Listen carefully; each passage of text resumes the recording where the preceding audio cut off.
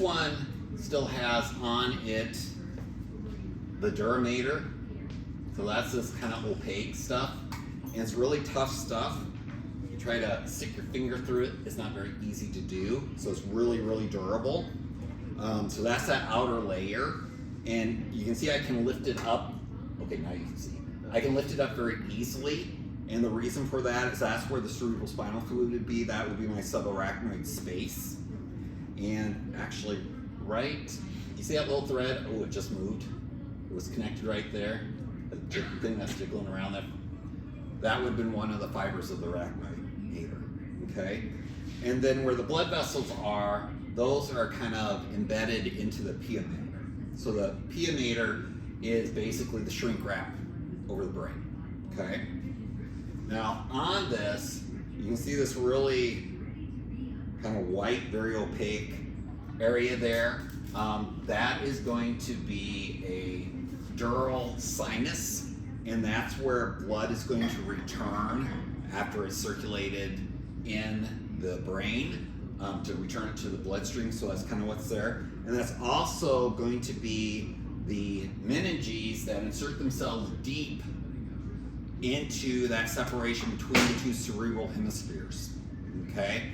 So right where this is, that would be where my cerebral fissure is, okay? Right here, you can see this T intersection. So this white area here, that would be where we would find that transverse fissure, all right?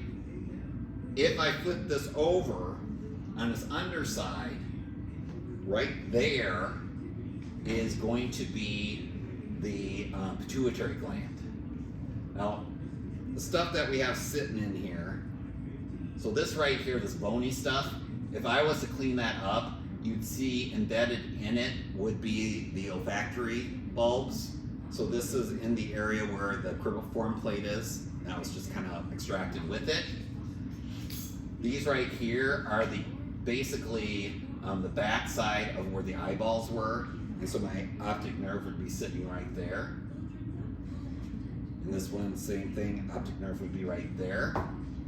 So what we normally do, or what we have in the past, is we then remove this and we go through the dissection, you know, looking at the underside of the meninges, and then doing our longitudinal sagittal section as well. So the next thing I'm going to do is I'm going to look at the one that has the meninges removed, but it hasn't been cut yet, so that we can find these external structures first. So as I do this, you definitely can see the hills and the valleys, right? So the little indentations, those are going to be the sulci, and the bumps are going to be the gyri. You can definitely see there's a line of division right there, and that would be my cerebral fissure. It's also called longitudinal fissure, same thing. And then back here would be that transverse fissure, okay? These are my two cerebral hemispheres, and you should be able to identify those as left and right, as long as you're not me tonight. This one is the left one, and this one is the right one, because this is posterior. So this would be like if it was mine, left and right. Now, as far as the lobes go, the easiest ones of the lobes to identify are obviously going to be the frontal and the occipital, right? But we can find the others. If we look at this right down in here, that's going to be my temporal, and then the area right in here would be my parietal. Okay? Everyone good with that so far? Okay. So on the underside of this, these light-colored structures, they should be a little more intact, better than they are, but those are what remains, and this one I can slightly lift up, of the olfactory bulbs. Okay? And so those are what's going to rest on the cribriform plate, and it's going to send its sensory fibers down for chemoreception in the nasal passage. They're really the only neurons that we have that have direct contact with the outside. Okay, the rest of them are all pretty much internalized, and so they're actually the only nerve fibers that have their own population stem cells that are designed to regularly replace them because they're exposed to the outside, so they're damaged. Okay, so some of the research that they've done on the nervous system and on spinal cord injury, and they try to use stem cell technology. In some of those experiments, what they've done is they've extracted the stem cells from here to try to use as the bridge in the damaged spinal cord. They've had some luck with it, and the reason why that's beneficial is because they can extract them from the person they put them into. Therefore, there's no issue of rejection. Okay, so on this underside, right here, this is, you can kind of see it's a crisscross. So right there would be my optic chiasm. And if there's a little more remaining, these would be my two optic nerves, okay? So remember, when they crisscross, why they're doing that is because each eye is going to be sending information to both sides, okay? So the left field of both eyes goes to the right hemisphere, the left field of both eyes goes to the right hemisphere. That's how that's going to work. Just behind my optic chiasm, there's kind of a little bit of a darkened area here. That would be where that pituitary stalk would sit, okay? Usually there's just like a little indentation or a little dark spot. That's also called the infundibulum. So the pituitary stalk, infundibulum, they're the same thing, right? And then just below that, see if I can identify it on here well for you.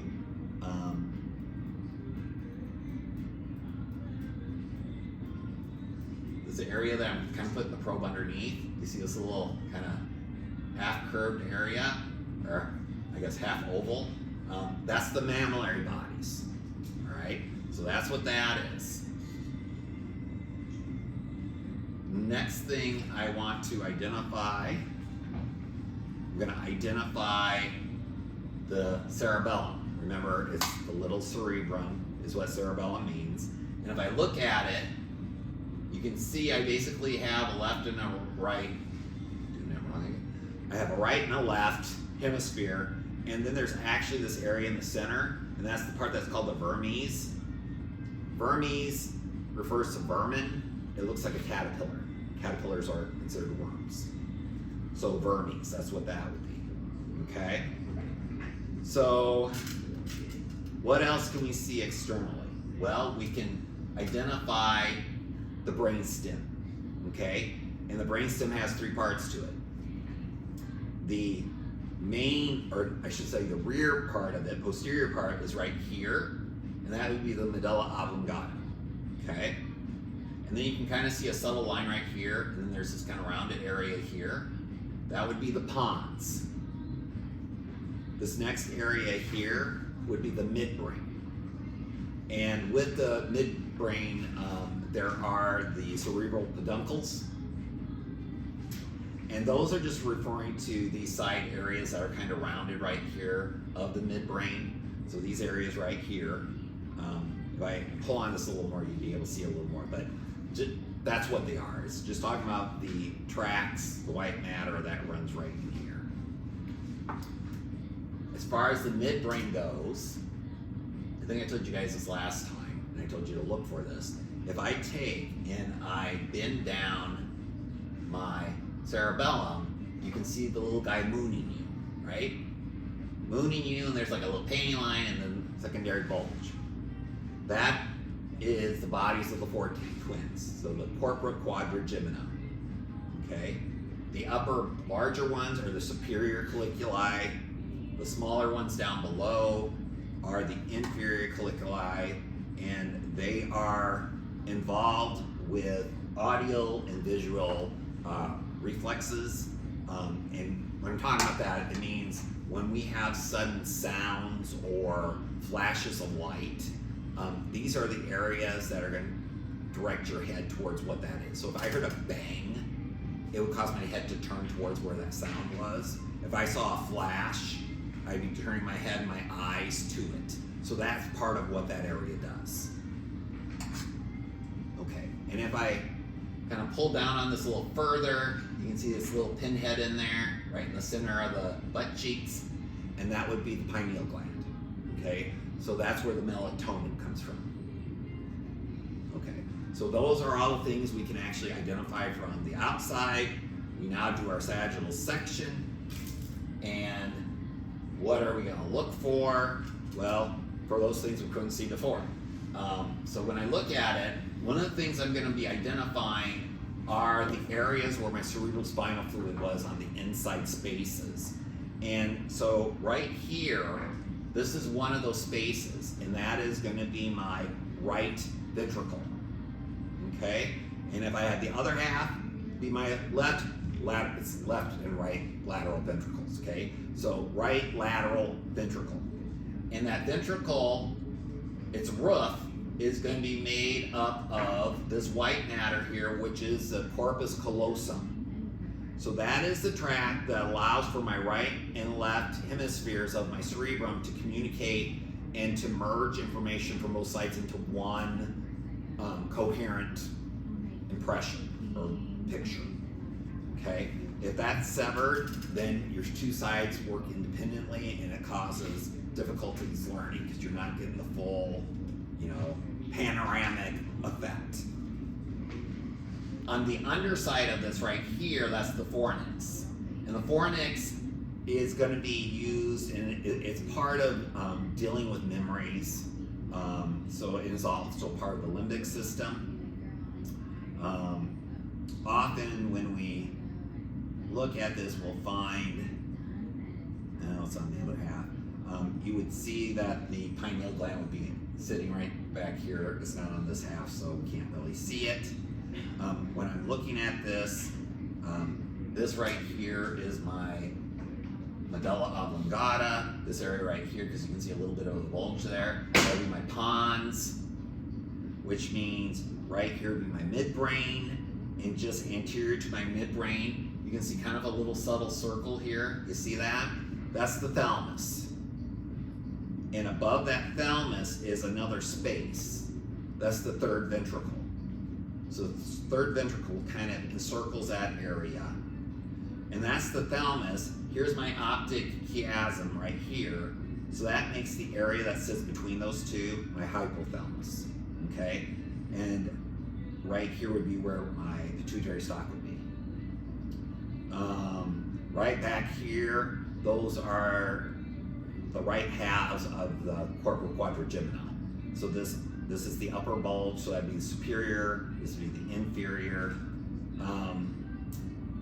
The fourth ventricle, that is going to be the space that sits right in here.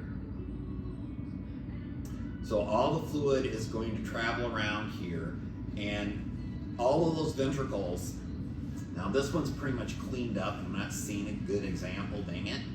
I guess someone thought it was gross, but a lot of times you'd find some kind of brownish material inside each one of those. Those are the blood vessels that actually create the cerebrospinal fluid.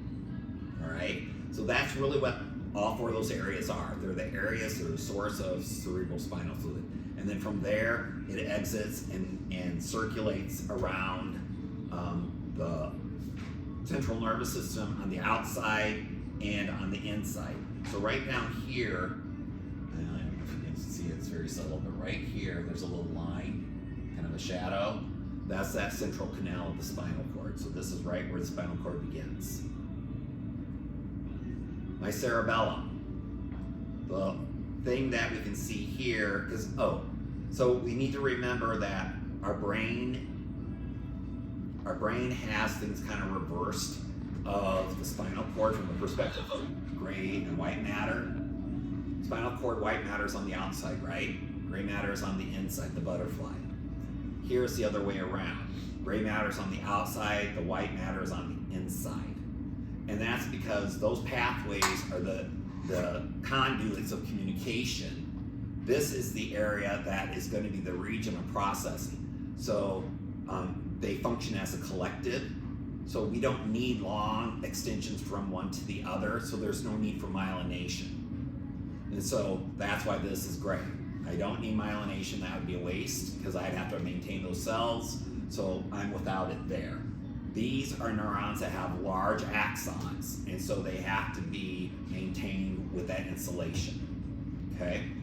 So with that said, I had the same arrangement on my cerebellum as my cerebrum, and let's see if I can put this down. So you can see the little white areas in here, and it kind of branches out. I don't know if I can zoom in anymore to get a better.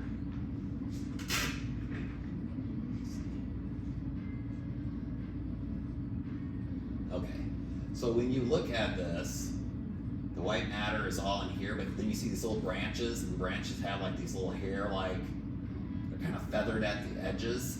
Those areas where it's feathered, that's the part that's called the arborvitae. So yeah, so in general, just say the white matter of the cerebellum is the arborvitae. I think I hit pretty much everything. Any questions about that? Does it make sense?